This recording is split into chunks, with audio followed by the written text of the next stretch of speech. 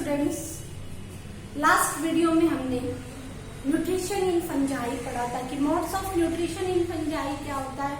Because जो fungi होते हैं, कवक जो होते हैं, वो क्या होते हैं, परपोषी होते हैं, दूसरों पर डिपेंड रहते हैं। तो उन्होंने न्यूट्रिशन या भोजन लेने की कौन कौन सी विधियां हैं, किस तरह वो भोजन लेते हैं, भोजन लेने के आधार पर वो कितने टाइप्स के होते हैं, इसको हमने डिस्क्राइब किया था, उसको हमने वर्णित किया था।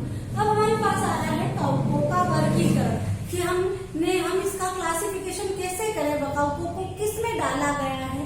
तो सबसे पहला हम कैरोलस लीनियस की बात करते हैं। कैरोलस लीनियस, ठीक है, लास्ट ईयर पढ़ चुके हो कैरोलस लीनियस के बारे में।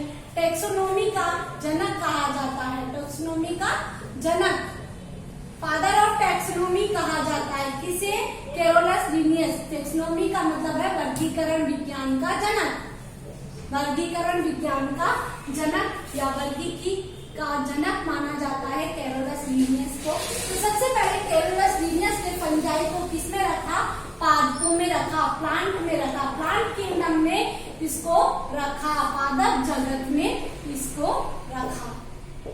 तो पहला वर्गीकरण जो सबसे पहले प्रस्तुत किया गया था कैरोलस लीनियस द्वारा, और कैरोलस लीनियस ने इसे, जिसको हम क्या कहते हैं, कैरोलस लीनियस को फादर ऑफ टैक्सोनॉमी कहते हैं, उन्होंने, या वर्गीकी विज्ञान का जनक कहा जाता है जिसे, उन्होंने सबसे पहले फंजाई को किसमें रखा, फंजाई को प्लांट किंगडम में रखा, कवक को प्लांट किंगडम में रखा। लेकिन लास्ट ईयर हमने एक दूसरा क्लासिफिकेशन पढ़ा था कि आर.एच. विट्टेकर का क्लासिफिकेशन, आर.एच. विट्टेकर का क्लासिफिकेशन है ना, उस आर.एच. विट्टेकर का जो क्लासिफिकेशन था उसका नाम क्या था, 5 किंगडम क्लासिफिकेशन, 5 किंगडम क्लासिफिकेशन। ये 5 किंगडम कौन कौन से थे, हमने बहुत डिटेल से लास्ट ईयर उसको पढ़ा था। मोनिरा, प्रोटिस्टा, फंजाई, प्लांटी और एनिमेलिया, ठीक है। 5 जगत वर्गीकरण पढ़ा था आर.एच. विट्टेकर का, जिसमें हमने उसे 5 जगत दिए थे, मोनेरा, प्रोटिस्टा, फंजाई, प्लांटी और एनिमेलिया, ठीक है। इन 5 यानी उसने क्या किया, फंजाई को एक अलग ग्रुप में रखा, प्लांट के साथ नहीं रखा। नॉर्मली हम देखें प्लांट जो होते हैं स्वपोषी होते हैं, ऑटोट्रॉफिक नेचर के होते हैं, जो दूसरों पर, क्योंकि उनके अंदर क्या प्रेजेंट होता है, क्लोरोफिल प्रेजेंट होता है। जबकि फंजाई का हमने कैरेक्टरिस्टिक्स पढ़े, इनमें क्लोरोफिल क्या होता है, अनुपस्थित होता है, हरित लवक नहीं पाया जाता। अगर हरित लवक नहीं पाया जाता तो ये क्या होते हैं, परपोषी होते हैं, हेट्रोट्रॉफिक नेचर के होते हैं। या हुआ, फिर ये दूसरा क्लासिफिकेशन आया, फिर तीसरा क्लासिफिकेशन आया P.A. सेकार्डो। तीसरा क्लासिफिकेशन हम लिखते हैं P.A. सेकार्डो। P.A. सेकार्डो ने हमने अभी लास्ट 2-4 वीडियो में हमने ये पढ़ा है, P.A. सेकार्डो, ठीक है। P.A. सेकार्डो ने अपना क्लासिफिकेशन दिया, किस बेसिस पर दिया, उन्होंने फंजाई को क्लासिफाई किया, फंजाई को किस आधार पर किया। हमने देखा था कि फंजाई में इस तरह से, ये फंजाई में बहुत सारे क्या पाए जाते हैं, हाइफी पाए जाते हैं, ठीक है। तंतु, फंजाई तंतुओं से, फिलामेंटस होता है, तंतुओं से मिलकर बना होता है, और ये तंतु जब आपस में इस तरह संयुक्त हो जाते हैं, जुड़ जाते हैं, ऐड हो जाते हैं, तो हम इसे क्या कहते हैं, इसका माइसीलियम कहते हैं, कवक जाल कहते हैं। तो अकॉर्डिंग टू इसमें कवक जाल के अंदर हमने ये देखे थे कि 2 तरह कवक जाल थे। एक ऐसा कवक जाल जिसके बीच में इस तरह से पट उपस्थित थे, सेप्टा उपस्थित थे, और इस तरह से ये एक केंद्र की था और सेप्टम उपस्थित थे। और एक ऐसा था जिसमें सेप्टम नहीं पाए जाते, और इसको अपन ने क्या कहा था, समकोशिक अवस्था, ठीक है। तो उन्होंने पटों की उपस्थिति और अनुपस्थिति के आधार पर उसको 4 टाइप्स में डिवाइड किया। अगर पट उपस्थित है सिंपल माइसीलियम कहेंगे, और अगर इसमें बीच तो ऐसा माइसीलियम क्या कहलाता है? सिनोसाइटिक माइसीलियम, या समपोषिक अवस्था इसकी कहलाती है। ठीक है, ये अपन पहले पढ़ चुके हैं। तो इसने फंजाई को कितने पार्ट में डिवाइड कर दिया? 4 पार्ट में डिवाइड कर दिया। हम अब उन 4 पार्ट को अलग अलग उसमें पढ़ेंगे कि उसने किस तरह उसको डिवाइड किया। तो यहाँ पर उसने फंजाई को 4 पार्ट में डिवाइड किया। पहले यहाँ हम लिख देते हैं इसकी क्लास, ये क्लास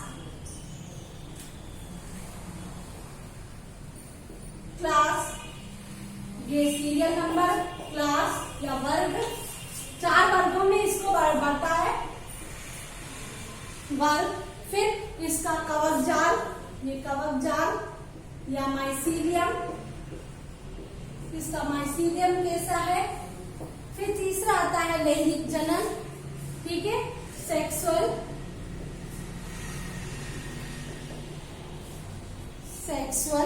स्पोर्ट्स, लैंगिक बीजाणु किस तरह के बनते हैं। और इधर आता है एग्जाम्पल्स, ठीक है, लैंगिक बीजाणु। और यहाँ है इसके उदाहरण। सबसे पहला आता है, हम यहाँ सबसे पहला नाम जो लेते हैं, हम लेते हैं क्लास फाइकोमाइसीटीज। 4 क्लासेस में उसको डिवाइड किया। फाइकोमाइसीटीज, एस्कोमाइसीटीज,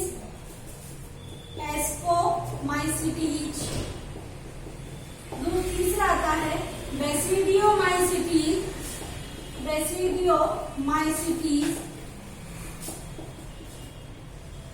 और लास्ट आता है ड्यूटेरोमाइसीटीज।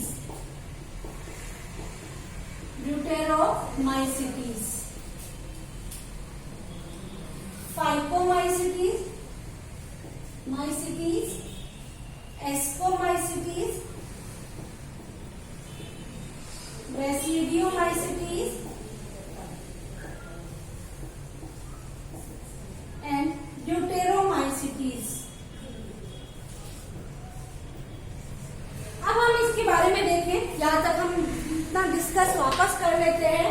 पीएस कार्डो ने क्या किया, किस अकॉर्डिंग उसका कवक जाल जो है, उसका माइसीलियम जो है, उस पर सेप्टम पाए जाते हैं, पट पाए जाते हैं या नहीं पाए जाते हैं, यानी सेप्टेड या एसेप्टेड। उस पोजीशन को देखकर उसने इसको 4 क्लास में क्लासिफाई किया। फाइकोमाइसीटीज, एस्कोमाइसीटीज, बेसिडियोमाइसीटीज और ड्यूटेरोमाइसीटीज। सबसे पहले हम इसका कवक जाल लेते हैं कि किस तरह का कवक जाल होता है। तो इसका कवक जाल जो होता है पटहीन होता है। इसका कवक जाल क्या होता है? पटहीन। पटहीन का मतलब होता है एसेप्टेड, और एसेप्टेड को हम किस तरह की कंडीशन कहेंगे? सिनोसिटिक या संपोषित अवस्था। तो पटहीन होता है और क्या होता है? शाखित होता है, ब्रांच्ड। पटहीन और ब्रांच्ड, ठीक है। अब इसके अंदर जो स्पोर्स बनते हैं, सेक्सुअल स्पोर्स जो अगर हम इसी में आगे देखें, इसकी कंडीशन देखें, तो आगे के सारे जो है वो सारे क्या होते हैं? सेप्टेड, यानी पटयुक्त। तीनों में पटयुक्त और पटयुक्त, और तीनों में ही शाखित पाया जाता है। शाखित कवक जाल होता है, ब्रांच्ड। शाखित का मतलब होता है ब्रांच्ड।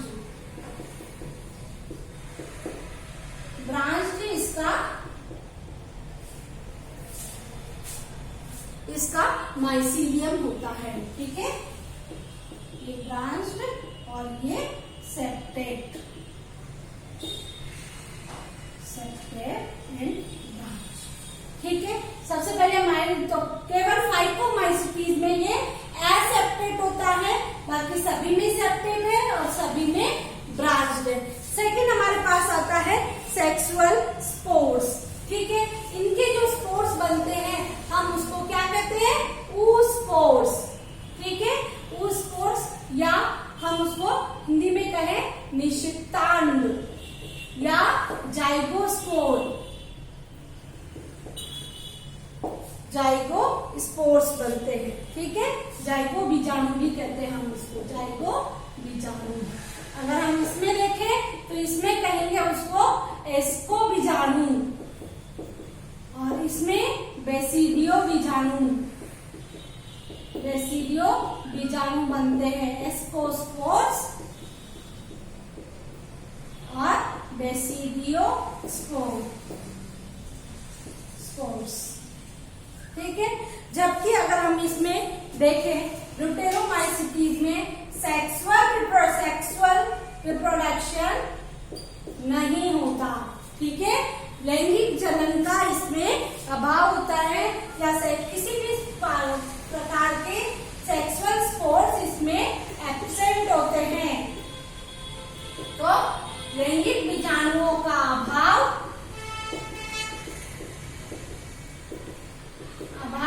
और क्या होता है, केवल अलैंगिक जनन या अलैंगिक बीजाणु इसमें पाए जाते हैं। अलैंगिक बीजाणु यानी एसेक्सुअल स्पोर्स, और क्या हो गए वो कोनिडिया बनते हैं। एसेक्सुअल स्पोर्स के फॉर्म में क्या बनते हैं, कोनिडिया बनते हैं। अब इसके एग्जांपल्स देखें हम, एग्जांपल्स तो फाइकोमाइसीटीज में एल्ब्यूगो, स्क्लेरोस्पोरा और राइजोपस, स्क्लेरोस्पोरा। ये नाम आप याद करें क्योंकि ये डिजीज फैलाते हैं। आप इन्हीं नामों को फंजाई में बार बार पढ़ेंगे, इसलिए आप ये नाम याद कर लें, क्योंकि जब डिजीज आएगी कि इससे कौन कौन सी डिजीज हो रही है तो हम इन्हीं नामों को ज्यादा याद करेंगे, इसलिए अभी से आप इनको लर्न कर लें। Albugo, Rhizopus, Sclerospora. फिर आता है इसके अंदर एस्कोमाइसीटीज में क्लेविसेप्स, इरिसाइफी।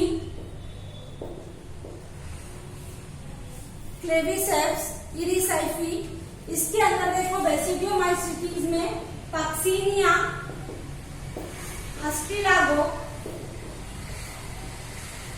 और ड्यूटेरोमाइसीटीज में देखो अल्टरनेरिया, सर्कोस्पोरा, फ्यूजेरियम, सर्कोस्पोरा। ठीक है, तो हम इनको वापस देख सकते हैं। यहाँ पर चार क्लासेस में इनको डिवाइड किया हमने। इस 4 क्लासेस को किस अकॉर्डिंग बांटा, इसके कवकजाल, इसके लैंगिक बीजाणु के साथ इसको बांटा है। इसमें केवल एक्सेप्टेड जो है पटहीन जो है फाइकोमाइसीटीज में, बाकी सभी में पटयुक्त है। सेक्सुअल स्पोर्स के फॉर्म में ड्यूटेरोमाइसीटीज में सेक्सुअल स्पोर्स नहीं पाए जाते, केवल एसेक्सुअल स्पोर्स, और किस फॉर्म में, कोनिडिया के फॉर्म में पाए जाते हैं। बाकी सभी में सेक्सुअल स्पोर है, ऊस्पोर्स, एस्कोस्पोर्स या बेसिडियोस्पोर्स।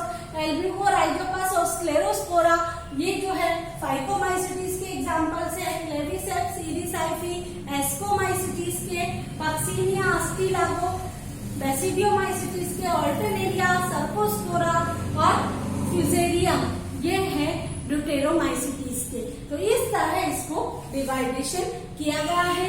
आप अपनी कॉपी में इसको उतार ले, बना ले इसको और कर ले, क्योंकि अगर आपके क्वेश्चन आएगा तो आपके ये आएगा कि फाइकोमाइसीटीज में किस तरह का सेक्सुअल स्पोर्स होते हैं, किस तरह का माइसीलियम होता है, या right the classification of fungi. तो आपको इस तरह का क्लासिफिकेशन देना पड़ेगा। ठीक है, तो अब हम इसमें आगे आते हैं कि ये जो था पी सेकार्डो का क्लासिफिकेशन। अब हमारे पास आता है नया क्लासिफिकेशन, किसने और क्लासिफाइड किया, तो लास्ट ईयर हमने वॉइज का क्लासिफिकेशन पढ़ा था।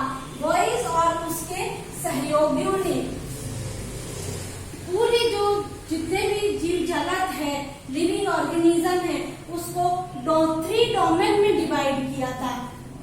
याद आया होगा आपको कि वॉइस और उसके सहयोगियों ने,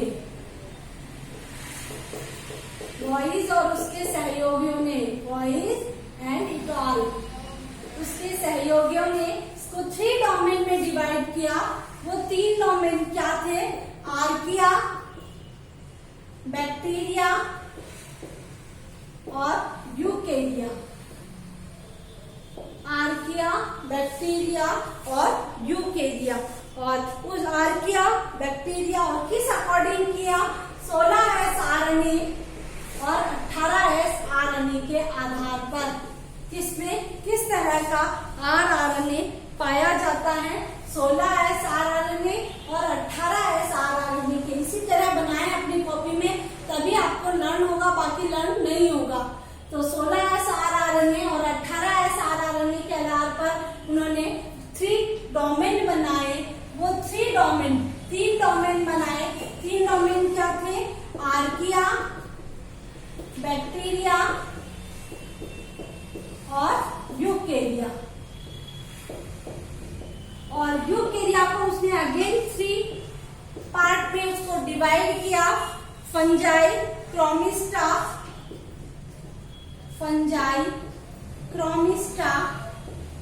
और प्रोटोजोआ।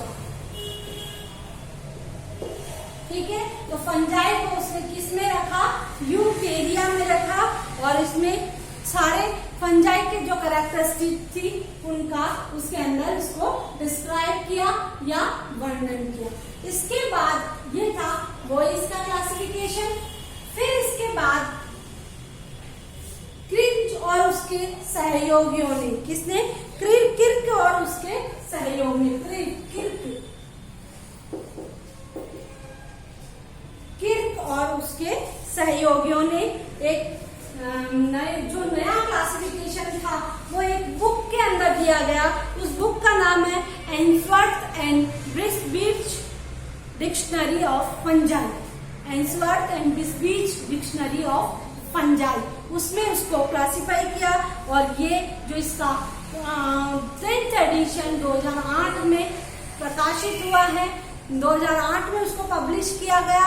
और इसमें फंजाई से रिलेटेड जो भी थिंग्स है, कौन रोग उत्पन्न करते हैं, कौन डिजीज फैलाते हैं, कौन नहीं फैलाते हैं, कौन लाभदायक है, कौन हानिकारक है, इन सारी फंजाई के बारे में उसमें दे रखा है। क्या नाम है? Ainsworth and Bisby's dictionary of fungi and 10th edition which are published on 2008.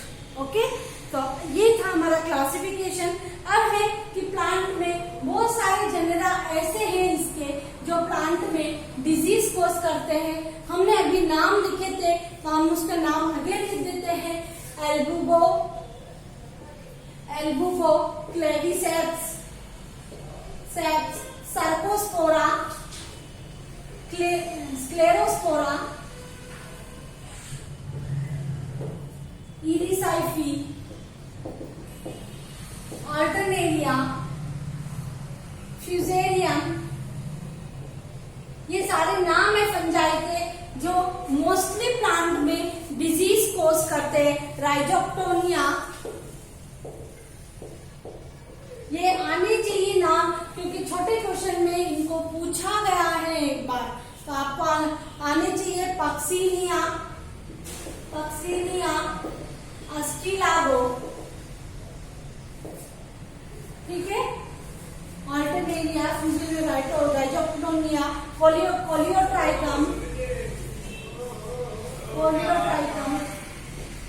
ये सारे क्या है? राइजोपस,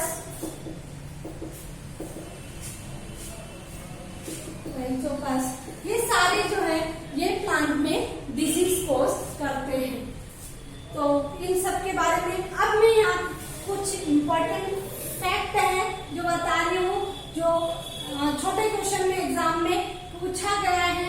तो जैसे पूछा गया है यूनिसेलुलर फंजाई, एक कोशिकीय कवक का नाम, कवक का नाम, ये पूछा गया है एग्जाम में। तो आपको नाम लिखना है ईस्ट, ठीक है, और इसका यूज लिखना है, इसका उपयोग कहाँ है? तो बेकरी प्रोडक्ट बनाने में, बेकरी प्रोडक्ट और शराब बनाने में, बियर बनाने में इसका यूज होता है। क्या नाम है इसका? सेकेरोमाइसीस, ठीक है, सेकेरोमाइसीस।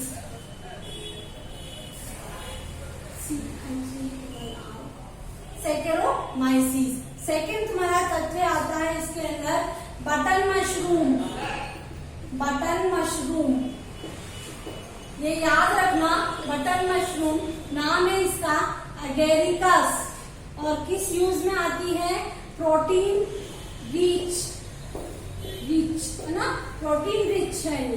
तो ऐसा खाद्य पदार्थ है, फूड प्रोडक्ट है, खाद्य पदार्थ के रूप में, क्योंकि ये क्या होती है, प्रोटीन रिच होती है। अंतरिक्ष यात्री मुख्यतः इस मशरूम को ले जाते हैं, इसका नाम क्या है, एगेरिकस। ठीक है, फिर नेक्स्ट आता है तुम्हारे इसके अंदर, तीसरा है मित्र फफूंद, मित्र फफूंद या फ्रेंड फंजाई। फ्रेंड फंजाई को हम क्या कहते हैं, ट्राइकोडर्मा। हमने जब इंसेक्ट पढ़े थे तब मैंने बहुत बार नाम लिया था ट्राइकोडर्मा का। ये ट्राइकोडर्मा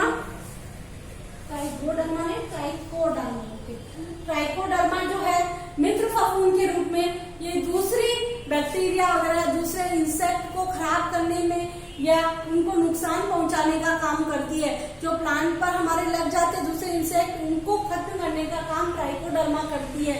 इसीलिए इसको क्या कहते हैं, मित्र फफूंद या friend fungi. Button mushroom mostly use in food product के फॉर्म में इसका यूज होता है, बिकॉज ये क्या होती है, प्रोटीन रिच होती है, बहुत ज्यादा इसमें प्रोटीन होता है, जिसके कारण इसको खाया जाता है। नाम क्या है, एगेरिकस। तीसरा है यूनिसेलुलर फंजाई, एक कोशिकीय कवक का नाम, यीस्ट।